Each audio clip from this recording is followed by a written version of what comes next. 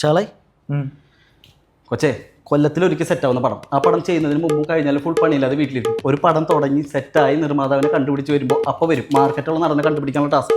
പിന്നെ ഊരുതണ്ടി കഥ പറച്ചിലാണ്. Script ഇഷ്ടമായതിന് producer ഇഷ്ടമില്ല, രണ്ടും ഇഷ്ടമായതിന് ബഡ്ജറ്റ് ഒക്കില്ല. എല്ലാം ശരിയാകുമ്പോൾ നായക ശരിയാവണമെന്നില്ല. പിന്നെ കറണ്ട് അടിക്കുന്ന പോലെ ഡേറ്റ് ക്ലാഷ്, ലൊക്കേഷൻ നോക്കി പോയപ്പോൾ ഒരു സമിതിയുടെ പ്രശ്നങ്ങൾ, സ്ക്രിപ്റ്റിലെ കറക്റ്റ്നെസ് തപ്പിയുള്ള പ്രശ്നങ്ങൾ, വെയിൽ, മഴ, മഞ്ഞ്, ഉരുൾപൊട്ടൽ, ഇതെല്ലാം തന്നെ ഒരു സംവിധാനം തന്നെ ഡീൽ ചെയ്യണം. നമുക്ക് കറക്റ്റ് സാർ കഴിഞ്ഞിട്ടില്ല.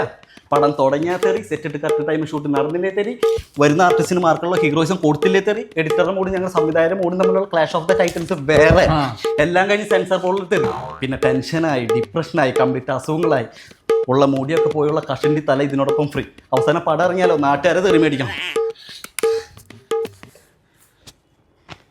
Shall I remind you something?